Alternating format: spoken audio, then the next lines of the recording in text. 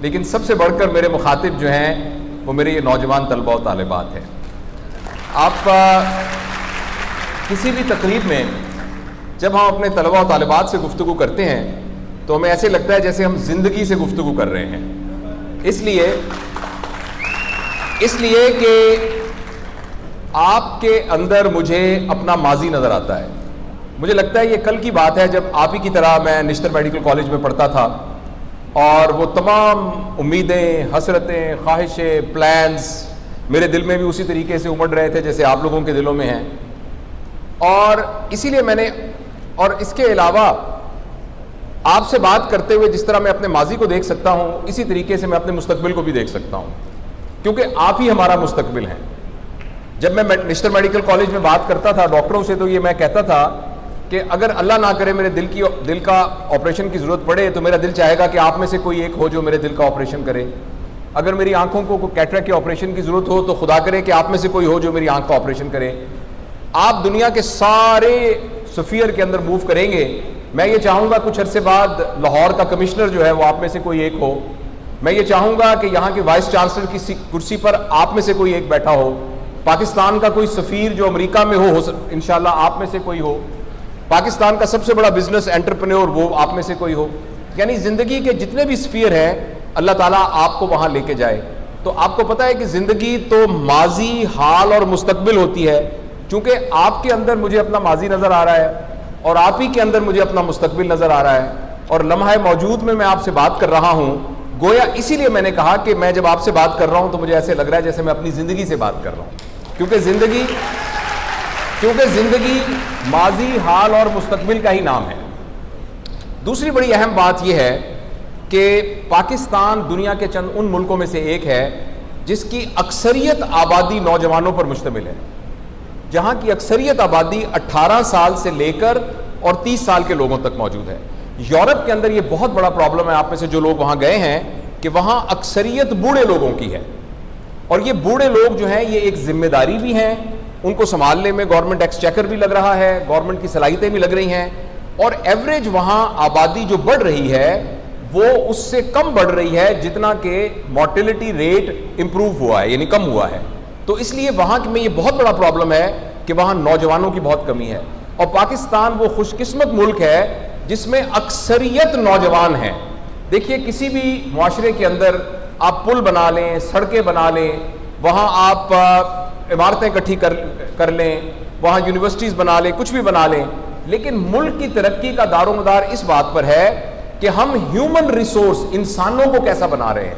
لہٰذا جہاں یہ بہت زیادہ خوشی کی بات ہے کہ ہمارے ملک کی اکثریت نوجوانوں پر مشتمل ہے، وہاں یہ بہت زبردست رسپانسبلٹی بھی ہے کہ ہماری گورنمنٹ کی رسپانسبلٹی ہے، ہمارے اداروں کی رسپانسبلٹی ہے، ہمارے معاشرے کی ایز سچ رسپانسبلٹی ہے اور میری اور آپ کی رسپانسبلٹی ہے اور خاص طور پر نوجوانوں کی اپنی رسپانسبلٹی ہے کہ ان کی تربیت، ان کی گرومنگ، ان کی کریکٹر بلڈنگ وہ اس طریقے سے ہو کہ وہ اس پورے کے پورے معاشرے کو اوپر اٹھا کے لے جا سکیں. بدقسمتی سے پچھلے 70 سالوں میں ہمارے تعلیمی نظام میں جو تبدیلیاں آنی چاہیے جن سے یہ گرومنگ ہو سکتی تھی انفارچونیٹلی وہ نہیں ہو سکی.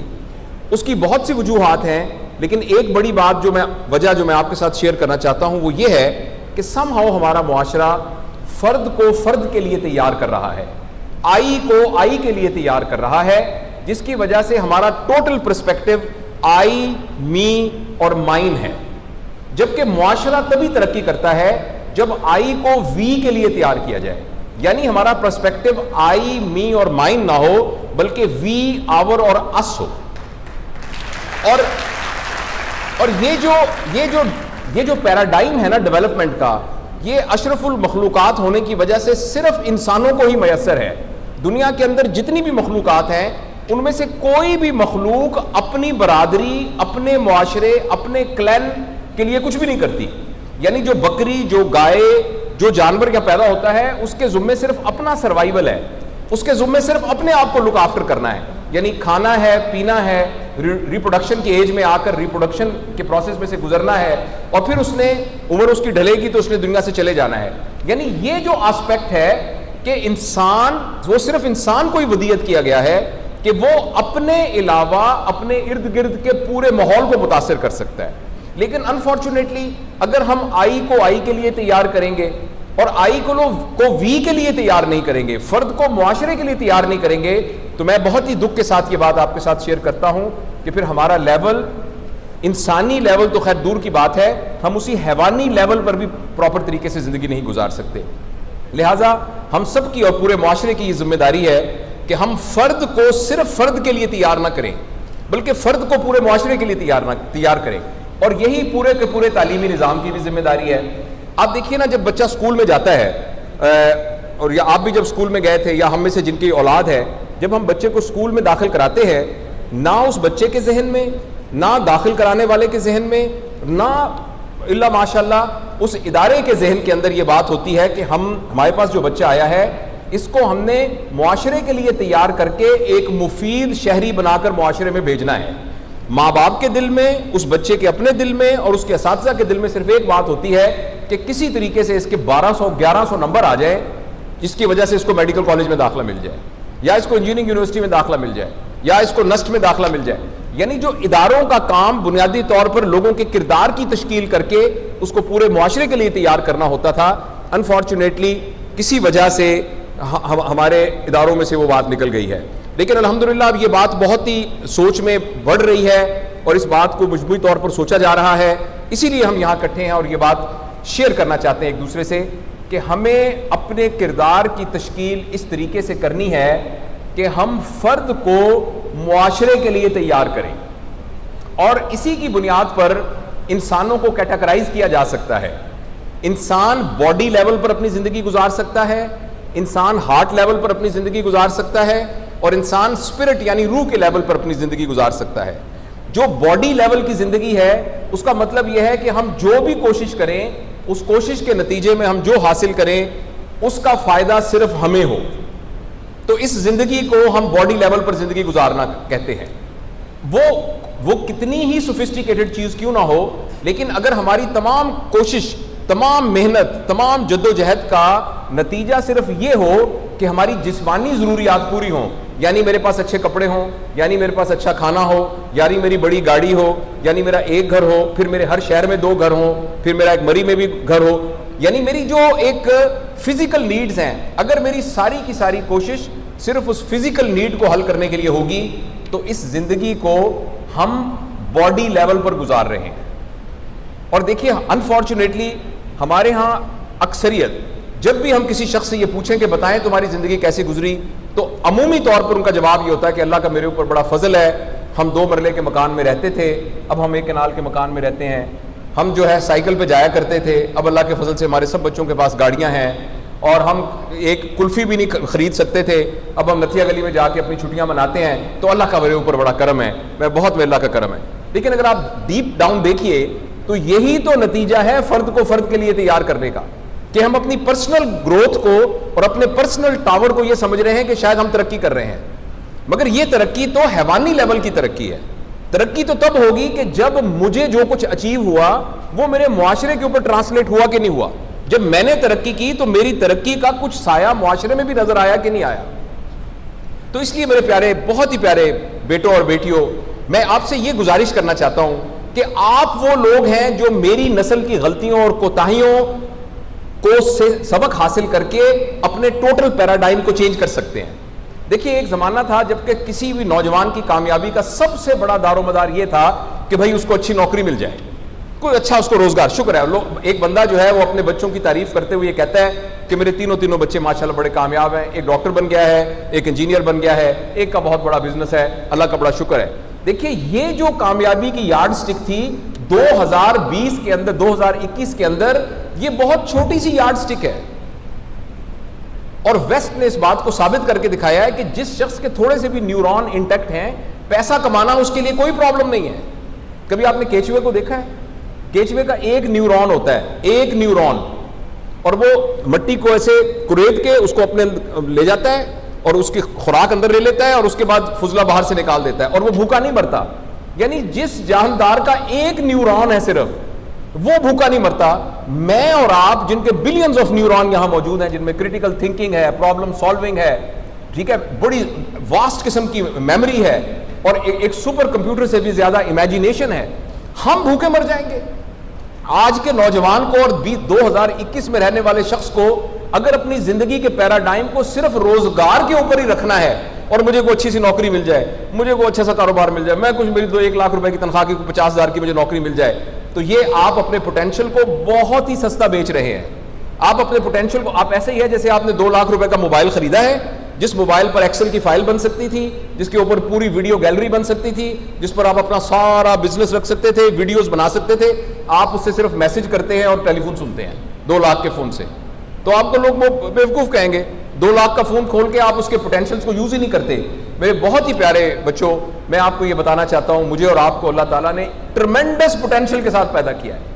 اور بڑی بدقسمتی کی بات ہوگی کہ 70 سال کی عمر میں جب جائیں تو ہم اسی بات پہ خوش ہو رہے ہوں کہ ہم نے 5 مرلے کا ایک مکان بنا لیا اور اس کے علاوہ میری ایک بڑی گاڑی ہے اور اس کے میرے 4 بچوں کی شادیاں خوش و خرم سے ہو گئی ہیں اور ہم چھٹیوں کے اوپر مری جاتے ہیں. یہ بہت ہی کم پوٹینشیل ہے جس پر ہم کام کر رہے ہیں. میرے اور آپ کو اللہ تعالیٰ نے ہر اس پوٹینشیل کے ساتھ پیدا کیا ہے جو قیامت, حضرت آدم سے لے کر قیامت تک آنے والے آخری انسان نے جو کچھ اچیو کیا یا اچیو کر سکتا ہے سوائے نبی بننے کے, وہ سارے پوٹینشیل کے ساتھ مجھے اور آپ کو اللہ تعالیٰ نے پیدا کیا ہے. اور آپ میں سے کوئی شخص K2 پہ چڑھنا چاہے وہ چڑھ سکتا ہے. آپ میں سے خدا نہ خواستہ کسی شخص کو پولیو ہے اور اس کی ٹانگ کمزور ہے, تو وہ کہے میں کیسے K2 پہ چڑھ سکتا ہوں؟ تو ایسے لوگ موجود ہیں جن کی دونوں ٹانگیں نہیں تھیں اور وہ K2 پہ چڑھے ہوئے ہیں. آپ میں سے کوئی کہے کہ میں 70 سال کا ہوں, میں کیسے K2 پہ چڑھ سکتا ہوں؟ تو 76 سال کی ایک خاتون نے K2 پہ چڑھ کے دکھایا ہوا ہے. آپ کہیں میں تو بالکل معذور ہوں, میں تو بول بھی نہیں سکتا, تو اسٹیفن ہاکنگ نے, جو کہ اپنے ناک پر سے مکھی بھی نہیں اڑا سکتا تھا, کس قسم کی کاسمک فزکس کے بارے میں ہم سب کو سارا بتایا ہے. تو دنیا میں مثالیں موجود ہیں. مجھے اور آپ کو اللہ تعالیٰ نے ہر اس پوٹینشیل کے ساتھ پیدا کیا ہے جس پوٹینشیل کے ساتھ نبی پاک یعنی حضرت آدم علیہ السلام سے لے کر قیامت تک آخری آنے والے انسان کے پاس پوٹینشیل تھا. اور یہ ہماری بہت بدقسمتی ہوگی کہ ہم اپنے پوٹینشیل کو صرف اس بات کے کوئی فوکس بنا کے اپنی اعلیٰ منزل قرار کر دے کہ مجھے کوئی اچھی سی نوکری مل جائے, میرے کو روزگار کا بندوبست ہو جائے, میں رج کے پیڑ بھر کے کھا لیا کروں بس. تو اس لیے دیکھیں, میں اب سوچتا ہوں, میری عمر اب تقریباً 60 سال ہونے والی ہے, مئی میں ہو جائے گی انشاءاللہ. میں اپنی زندگی میں پیچھے مڑ کے دیکھتا ہوں تو میں یہ سوچتا ہوں کہ بہت ساری باتیں جو مجھے زندگی کے اس لمحے میں پتہ چلیں, کاش مجھے اس وقت پتہ لگ جاتی جب میں 20 سال کا ہوتا. تو میں اپنی زندگی کو, میں بہت مطمئن ہوں اپنی زندگی سے, مگر میں اپنی زندگی کو اور بہتر طریقے سے ری لیو کرتا. اور ایسا نہیں کہ میں یہ کہنا چاہتا ہوں کہ اس کے بدلے میں بہت زیادہ امیر اور زیادہ ہو جاتا, میں معاشرے کے لیے اور زیادہ مفید ہو جاتا. بہت سارے اور لوگ ہوتے جو میری زندگی سے انفلوئنس ہوتے. لیکن اللہ تعالیٰ نے آپ کو, years are on your side, اللہ تعالیٰ نے آپ کو طویل زندگی دے, لمبی عمر آپ کے سامنے ہے. ابھی سے آپ کو فیصلہ کرنا ہے کہ آپ کے زندہ رہنے کا, آپ کے اس قرۂ ارض پر سانس لینے کا مقصد کیا ہے, آپ کا پرپس کیا ہے زندہ رہنے کا. اس کے بارے میں ہر ایک کو بہت واضح طریقے پر سوچنا ہے. میں بہت ہی سر ایک حیران کن آپ کو بات بتاؤں, مجھے بلایا انہوں نے, ایک ایلومنائی کا فنکشن تھا ہمارے قائد اعظم میڈیکل کالج کی, اور وہ ایلومنائی یہ تھی کہ وہ 35 ایئرز کے بعد تھی, تو وہ مجھ سے سینئر تھے سارے لوگ. تو انہوں نے مجھے اس طرح, جیسے آپ لوگوں نے مجھے ایک آنر دیا, انہوں نے مجھے کی نوٹ اسپیکر بلایا, تو انہوں نے کہا جی آپ پرپز آف لائف کے اوپر بات کیجئے گا. تو میں نے, وہ سب لوگ بیٹھے تھے بزرگ, تو میں نے ان سے کہا کہ امریکہ سے بھی آئے ہوئے تھے, انگلینڈ سے بھی, اور جگہوں سے بھی, پاکستان سے بھی بہت لوگ آئے ہوئے تھے, کچھ لوگ ویل چیئرز پر بھی تھے, اور ان کو پتہ لگا ان کی کلاس میں سے کچھ لوگ فوت بھی ہو گئے. تو میں نے کہا کہ مجھے کہا گیا ہے کہ پرپز آف لائف, تو میں پہلے آپ سے پوچھتا ہوں کہ اس ہال میں کتنے لوگ ایسے موجود ہیں جن کو پتہ ہے کہ ان کی زندگی کا کیا مقصد ہے. تو وہ سارے چپ ہو گئے. میں نے کہا دیکھیں, میں یہ کہنا چاہتا ہوں کہ آپ کے گھر میں ایک مزدور کام کرتا تھا, تو آپ نے اس کو 500 روپے دیے, آپ نے جب چھٹی ہوئی تو آپ نے کہا کل پھر آ جانا, کل پھر کام ہے تھوڑا سا. تو آپ نے اس کو, اس لیے کہ وہ مفید تھا. اللہ تعالیٰ نے ہمیں ایک دن اور دیا, تو ہم سوچے تو صحیح کہ جب ہم مزدور کو ایک دن اور بلاتے ہیں تو آخر اللہ تعالیٰ نے آج کا دن ہمیں کیوں دیا ہے. تو اس کا سوال کا ہمیں جواب ہونا چاہیے نا کہ آخر میرا پرپس کیا ہے اس دنیا میں آنے کا. تو ہم میں سے ہر شخص کو, اور میں یہ سمجھتا ہوں کہ میری عمر میں بھی اگر کبھی کوتاہی ہوئی ہے تو میں بھی سوچوں کہ میری زندگی کا کیا مقصد ہے. لیکن آپ لوگوں سے تو میری بالکل یہ درخواست ہے, آپ لوگ تو ضرور آج سے ہی بیٹھ کر اس بات کو سوچئے کہ یہ جو میں مفت ہوا جو میرے اندر گئی ہے, اور یہ جو سورج میرے لیے نکلا ہے, اور یہ جو چاند شام کو چمکتا ہے, اور یہ جو رات آتی ہے اور یہ دن آتا ہے اور یہ ہوائیں چلتی ہیں اور یہ سمندروں کے اندر جو ہے طوفان اٹھتے ہیں اور یہ بارشیں ہوتی ہیں، یہ سب میرے لیے ہو رہی ہیں، آخر کیوں؟ قدرت مجھ سے کیا چاہتی ہے؟ میرے اندر کیا ایسی خاص بات ہے؟ مجھ سے کیا اخذ کیا جا رہا ہے؟ مجھ سے کیا کام لینا ہے؟ اس سب کا ہمیں فیصلہ کرنا بہت بہت ضروری ہے۔ تو جیسے میں آپ کو بتا رہا، جب میں نے کہا اور یہ بات ان کو سمجھائی تو آپ یقین کیجئے اس میں سے 50% لوگ رونے لگ گئے، اور ان میں سے ایک صاحب تقریباً 70 سال کی عمر کے اٹھ کے کھڑے ہوئے، مجھے دیکھ کے کہنے لگے، بیٹا، مجھ سے سینئر تھے بہت زیادہ وہاں، کہنے لگے، بیٹا میری عمر 70 سال ہو گئی ہے، کوئی ایسی نعمت نہیں ہے دنیا کی جو میرے پاس نہیں ہے، لیکن میں واقعی یہ سوچ رہا ہوں کہ مجھے تو پتہ ہی نہیں ہے کہ میری زندگی کا مقصد کیا ہے۔ میں 10 سیکنڈ کے لیے خاموش ہوتا ہوں، آپ بھی ذرا آنکھیں بند کر کے اپنے دل میں جھانکیے اور بتائیے کہ کیا ہم میں سے ہر ایک کو پتہ ہے کہ میری زندگی کا کیا مقصد ہے؟ بات ہے کہ جو بھی آپ کی زندگی کا مقصد ہے اس میں نوبیلٹی ہونی چاہیے۔ نوبیلٹی کا مطلب یہ ہے کہ جو بھی آپ ایفرٹ کریں، اس ایفرٹ کے نتیجے میں آپ جو کچھ حاصل کریں اس کے بینیفیشری آپ کے علاوہ کوئی اور لوگ بھی ہونا چاہیے۔ اور جب ہماری محنت کے بینیفیشری، چاہے وہ وقت ہے، چاہے وہ ہماری انٹلیکٹ ہے، چاہے ہماری ایموشنلٹی ہے، چاہے ہمارا فزیکل گین ہے، چاہے ہمارا فائنینشیل گین ہے، چاہے ہمارا انٹلیکچوئل گین ہے، اس کے فائدہ اٹھانے والے میں اور میری امیڈیٹ فیملی کے علاوہ بھی کچھ ہونے چاہیے۔ یعنی اینڈ کے اندر صرف یہی نہ ہو کہ میں نے ساری زندگی محنت کر کے 6 مربع بنا لیے، 4 گھر بنا لیے، 4 کاریں بنا لی، رائٹ؟ میں اس سے منع نہیں کر رہا، قطعاً میں اس بات سے منع نہیں کر رہا۔ اگر آپ حلال کے کمائی سے یہ بنانا چاہیں گے، اس میں کوئی نہ پاکستان کے قانون میں کوئی آپ کو پکڑ ہے اور نہ اللہ کے قانون میں کوئی پکڑ ہے، لیکن ہمارا لیول اینیمل لیول رہے گا، رہیں گے ہم باڈی لیول کے اوپر۔ اسی لیے آپ نے دیکھا ہوگا، کبھی آپ نے سنا کسی بندے کو جاوید اقبال 9 مربعوں والا، اللہ بخشے جاوید جو راڈو گھڑی باندھتا تھا، اللہ بخشے جاوید جو ہمیشہ برانڈڈ سوٹ پہنتا تھا، اللہ بخشے جاوید جس کا دبئی کے اندر وہ تھا، ہاں یہ ہو سکتا ہے، اللہ بخشے جاوید جو ہمیشہ سچ بولتا تھا، اللہ بخشے وہ جاوید جس نے کبھی کسی کو دکھ نہیں پہنچایا۔ میں دعا کرتا ہوں کہ اللہ کرے میری لیگیسی یہ ہو، ہم سب کی ایسی لیگیسی ہو۔ تو پلیز آپ یاد رکھیے، اگر ہم نے اپنے زندگی کے مقصد کو اپنی ضرورت بنایا، اپنے زندگی کے مقصد کو ٹائم باؤنڈ بنایا اور اپنی زندگی کے مقصد کے اندر سے نوبیلٹی نکال دی، یعنی میرے بڑا ہونے کا فائدہ کچھ اور لوگوں کو بھی نہ پہنچا، تو ہم ایک اینیمل لیول کی زندگی یہاں سے گزار کے جائیں گے۔ یہ آنر دیا کہ میں اپنے مستقبل، اپنے ماضی اور اپنے حال کے ساتھ بات کر سکوں، یعنی اپنی زندگی کے ساتھ بات کر سکوں۔ بیٹا، فارمل باتوں کے علاوہ انفارمل بات یہ ہے کہ پورے پاکستان کا مستقبل آپ کے ہاتھوں میں لگا ہوا ہے۔ یعنی اگر آپ مجھے کہیں، میں ہاتھ جوڑ کے آپ کو کہوں کہ خدا کے لیے آپ اس رسی کو گرنے نہ دینا، آپ کے ہاتھ کے اوپر پورے پاکستان کے مستقبل کی رسی جو ہے وہ اس کے ہاتھ کے اندر ہے۔ آپ انشاءاللہ ان تمام، میں اپنی نسل اور مجھ سے پہلے والی نسل نے جو غلطیاں کی ہیں، میں ان کے بہاف پر آپ سے معافی مانگتا ہوں۔ میں آپ سے معافی مانگتا ہوں کہ ہماری نسل نے اور اس سے پہلے کی نسل سے جو کوتاہیاں ہوئی ہیں، لیکن آپ مہربانی کر کے وہ باتیں مت کرنا۔ اور اس کی گائیڈنگ پرنسپل یہی ہے کہ میں آپ کو یقین دلاتا ہوں کہ آپ بہت ہی عزت کی اور بہت ہی باوقار زندگی گزاریں گے، آپ کو کبھی کوئی فائنینشیل پرابلم نہیں ہوگا۔ اپنی دوڑ کو صرف فائنینشیل دوڑ کے اندر نہ رکھنا، بلکہ اپنے لیے ایک ہائر پرپز ڈیسائیڈ کرنا، اور وہ ہائر پرپز یہ ہوگا کہ جو بھی پرپز ہوگا وہ آپ کی ضرورت سے بیونڈ ہوگا، جو بھی پرپز ہوگا وہ یعنی ٹائم باؤنڈ نہیں ہوگا، جو بھی پرپز ہوگا اس کے اندر نوبیلٹی ہوگی۔ اور میں انشاءاللہ ہم میں سے ہر شخص نے اس دنیا سے چلے جانا ہے، ہر شخص فانی ہے، تمام جاندار فانی ہیں سوائے انسان کے۔ انسان کو اللہ تعالیٰ نے ایک پوٹینشل دیا ہے کہ اگر وہ چاہے تو وہ غیر فانی ہو سکتا ہے، کیونکہ باقی تمام جانداروں کی ایک فیسٹ ہے اور وہ ہے ان کی فزیکیلٹی، لیکن انسانوں کی 4 فیسٹس ہیں: فزیکیلٹی، انٹلیکٹ، ایموشنلٹی اینڈ اسپرچویلٹی۔ ہمارا جسم تو فانی ہے، یہ تو قبر میں چلا جائے گا، لیکن اگر ہم ابھی اپنی زندگی کے مقصد کے اندر یہ 3 چیزیں لے آئیں، میں آپ کو یقین دلاتا ہوں کہ ہم اپنے انٹلیکٹ کی بنیاد پر، اپنی ایموشنلٹی کی بنیاد پر اور اپنی اسپرچویلٹی کی بنیاد پر لا فانی ہو سکتے ہیں، غیر فانی ہو سکتے ہیں۔ تو بہت بہت شکریہ، آپ نے محبت سے سنا۔